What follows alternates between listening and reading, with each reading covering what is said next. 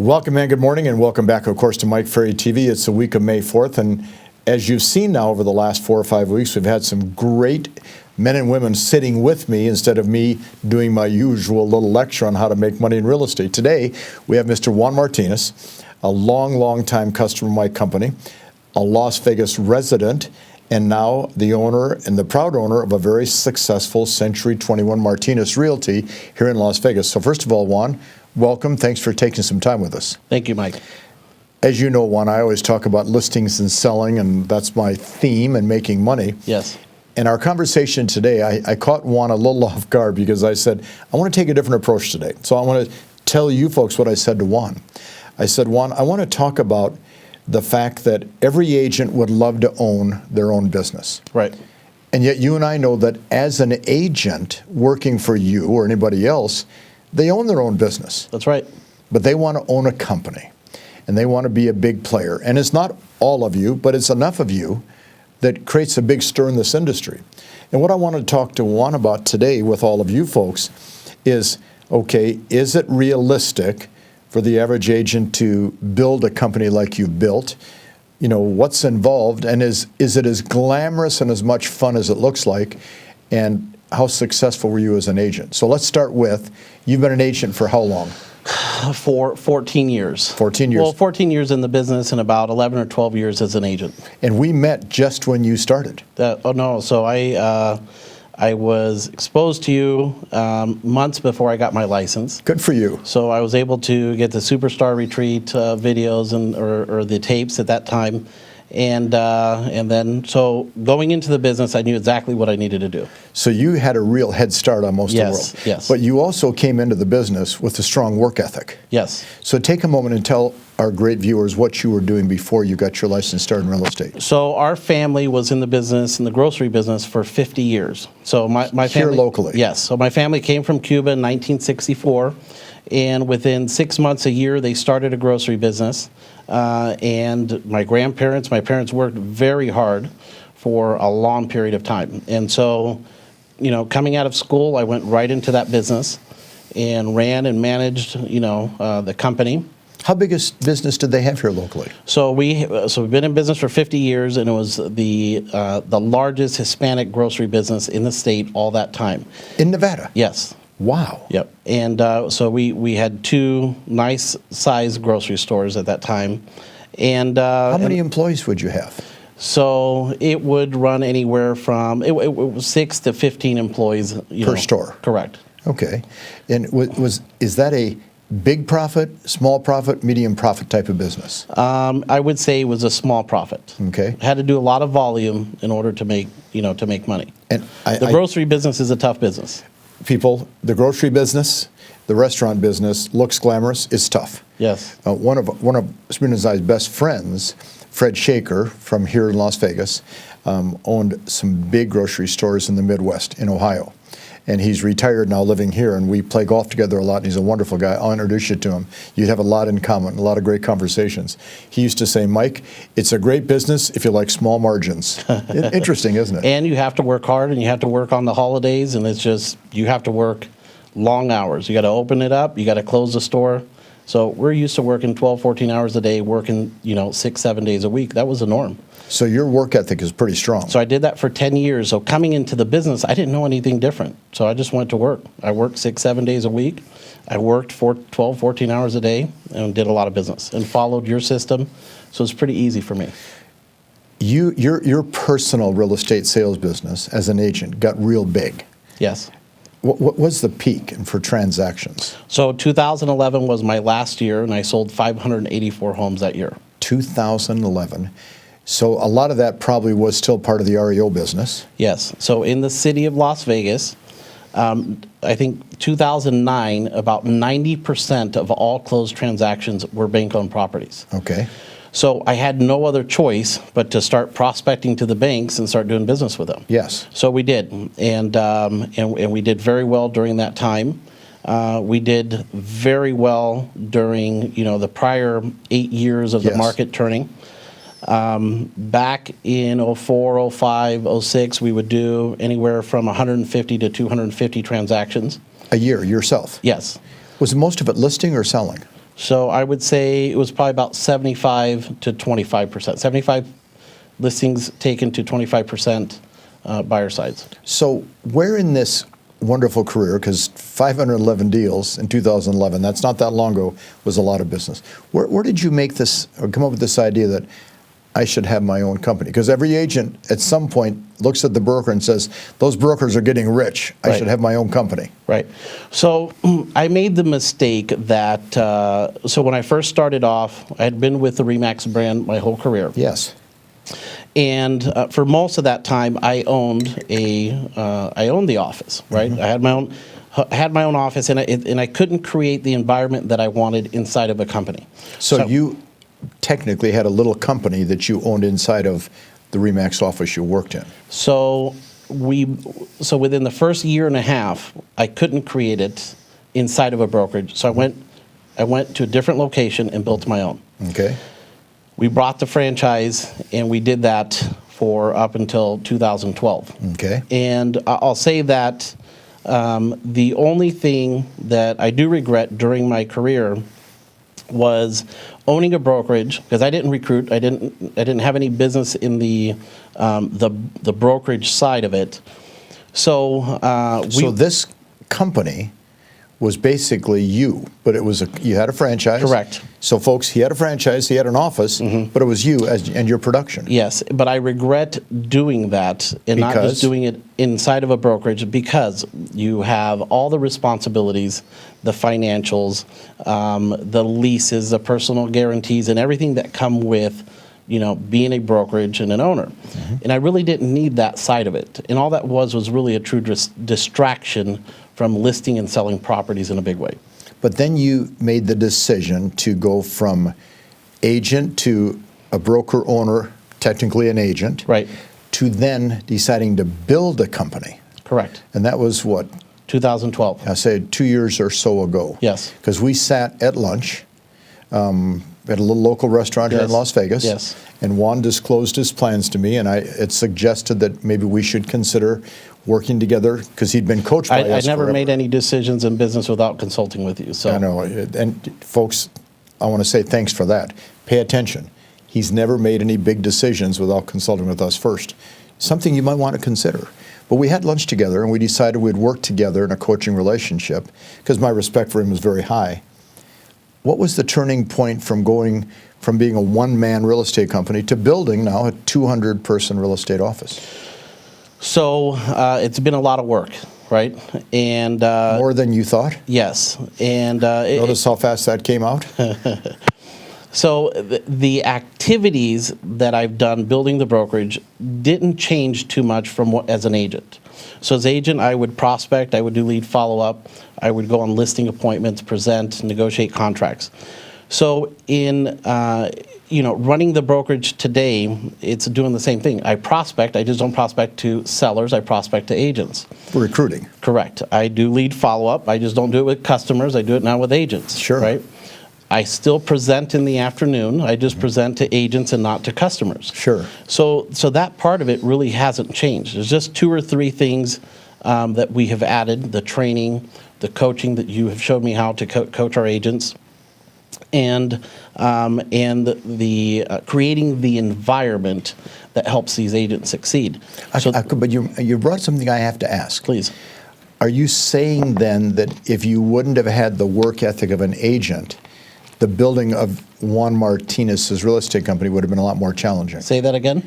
If you wouldn't have had the work ethic you had as an agent, right? You prospected, you did lead follow-up, you made presentation, negotiate contracts, right? As an agent, right? As a broker, you're doing the same thing. Same thing. You're doing it now in recruiting agents to your company. Correct. So the system hasn't changed for me. But if you hadn't have done it before, it'd been hard to do it today, wouldn't it? I wouldn't be at 200 agents. Okay. We would have not built the company that we have built if it wasn't for the fundamentals that we have learned with the Mike Ferry organization. Good for you. And that is the reality. That is the truth. Good for you. So I have the desire to succeed. I have the work ethic. You have the system. I followed that verbatim. It worked as an agent. It's working for me as a broker. So in this building process, I'm sure there are some huge frustrations, because you have frustrations. You had several hundred listings at one time. Right. you had sellers complaining or banks complaining, and you had offers and agents that were goofballs. I mean, all those problems. Now it's just multiplied because now you have a couple hundred agents that have those same problems. Correct. And so now I have to help them through that process. I have to help them think bigger. I have to create that exposure for them that they can do more. Get them out of thinking so much of the transaction and get them into listing and selling properties in a big way. So it's not easy. I mean, I'm working more than I ever have. And it's exciting. It's fun. It's great to see agents succeed in a big way. So it's very rewarding. My goal, though, is to get everybody in your system coaching to make my life easier. Okay, I like that. So I'm working on that. If you have a couple hundred agents, and most real estate brokerage firms, and you all know this, a handful will do a lot, a handful will do nothing, and then you have a big middle class. Right. Is that what you're experiencing today? So it is common. I'm going to say the group that I had before we rolled in a new company into our company, the 75 agents that we had were all full-time. They all worked in the office.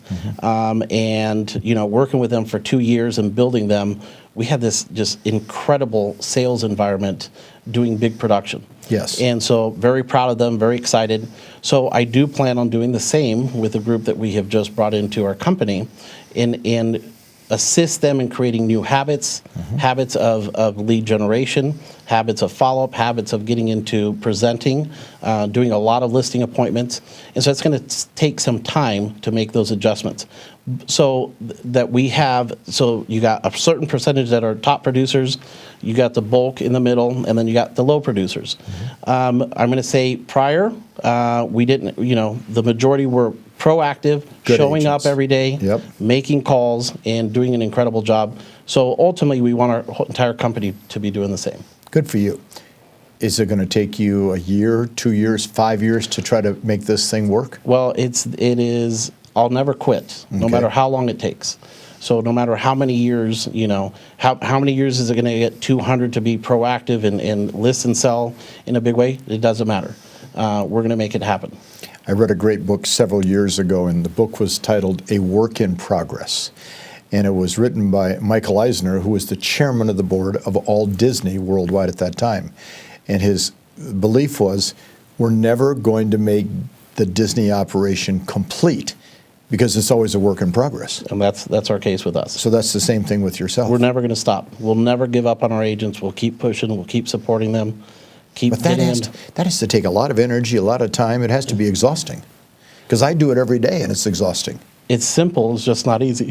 There you go. Simple but not easy. Right. So how big an organization can you build here in Las Vegas? I can build it to whatever I want. So there's one thing that I learned with you and in your organization, that we can build it as big as we want. Okay. As an agent. So the thing that I appreciate the most, being part of your organization, is the exposure that the Mike Ferry organization gave me over those years. Exposure to big producers. So I would go and shadow agents, learn from them, learn from the very best agents, earning $1, $2, $3, $4, Can I $5 stop million a a year. second? Please. Did you guys hear what Juan just said?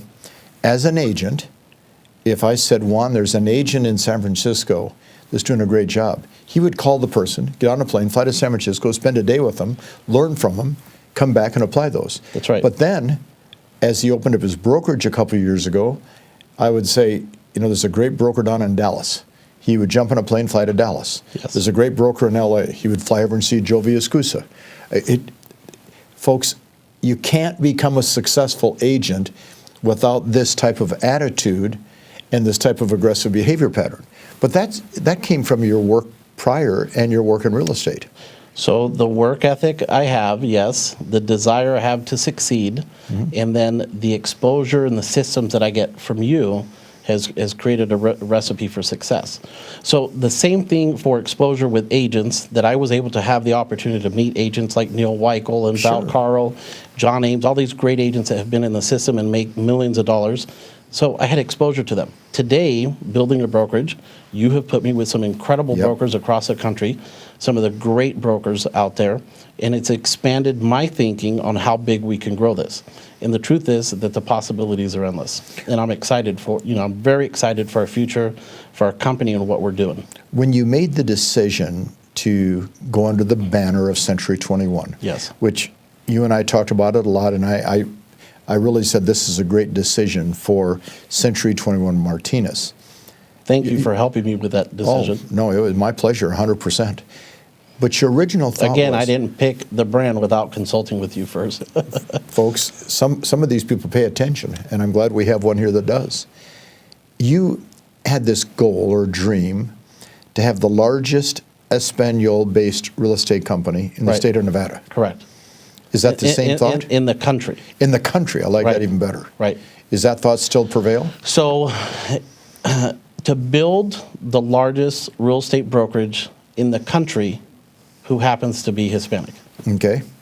So I believe that I know who the top 5 residential real estate brokerages are in the country, one office operations. I know who they are. I know what I need to do to get there and be number 1. Isn't that great? Yeah. And it's just a matter of time. So how important, listen carefully, is the goal-setting portion for you, your wife, and your business? It doesn't stop. Every day I'm thinking about it. That's what drives me. That's what pushes me. I talk about it with you. Yep.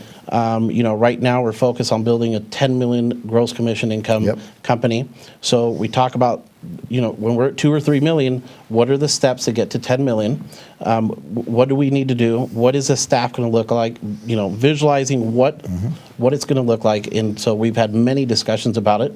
And now this year, if not next year, we'll be at 10 million. So at a coaching call a few weeks ago, Juan says to me, let me describe what it's going to look like with people and staff in space when I get from 2,000 to 3,000 transactions. He had the whole plan laid out. Have you thought about what it's going to take to get from 5 transactions to 10, or 10 to 20, or 30 to 100? Because that's really what you do. So goals, attitude. Obviously, you have one of the most positive attitudes that I love to be around. Thank you. Where does that come from? I just have this attitude that there's people out there doing more that are bigger. I talked about it in the sales meeting today. They're doing bigger things. They're making more money. And you have to have the attitude of, I need to expose myself to people doing bigger things if I want to get to that level. And the attitude is, if there's a company out there doing 30 or 50 million, I can too. If they're doing 100 million, I can do it. If I'm an agent and somebody's out there doing 200 transactions and I'm doing 100, I can get there. How can I get there? What is the quickest way? And who do I need to see, visit, connect with to get that exposure to get to that level? So goal setting, great attitude, work ethic. Yes. Yours is very strong. As an agent, obviously in the grocery business, now as a broker owner. Yes. I enjoy working, Mike. You enjoy working. Yes. That's why we get along. Yes. Okay. My wife says, why do you enjoy it? I said, what else do we have to do? That's right. You had told me some time ago, you said, it isn't work when you love what you do. That's right. And I go home on the weekends, but I'm thinking about business. I'm working on the plan. I'm refining, making it better. That's what I do. That's my passion is what I'm doing. So you're 40 years old. Yes. Okay. Can you do this for 10 years, 20 years? So we just had a conversation earlier that I had this 80-year-old agent in our company today, and she's got this incredible attitude and just excited about doing business. I don't see 80-year-old lady. Yes, can you imagine? A realtor that's been in the business for 30-something years and super excited about what she does. I can see myself at that age doing this because I love what I do. So I have no plans on selling, retiring, and doing all these things. Why? What else would I do? Yeah. Right? There gets a point where if you do retire, you're going to want to go back to work. And if you look at the great people, the great CEOs, the great businessmen, the great billionaires, they're 70, 80 years old and they're still working, right? It's interesting, folks, that, as you know, I worked for Earl Nightingale for a long time. And Earl Nightingale and Mike Vance, who is 2 of my mentors, both said that when you get into your 60s and you retire, they've proven now that the average man will only live 18 months from the day they retire before they pass away, because they no longer have something to do. They don't have the drive. That's right. It's that work that drives you, having that purpose, having those goals that drive you to continue succeeding, continue living. So no retirement for me. Good. And I hope there's no retirement for you. Well, I just wrote a 10-year business plan. I'm 70, and that takes me through 80. And my staff is saying, well, what about the next 10? I said, can I complete this 10 first? Am I right? Let me tell you, I'll be 90 years old. My hair will be white, falling out. My teeth will be yellow. I'll be on a walker saying, go take a listing. Well, Juan, I thought about this a lot. I was so excited to have you here to expose to these great people. And I know that anybody that was paying attention, no matter what your avenue is as an agent, showing property, listing property, or maybe someday having a dream of owning a company, what you said today will help them a lot. Thank you. Good. Thank you so much, Mike. This was really great. Thank you for everything. Appreciate it. Okay.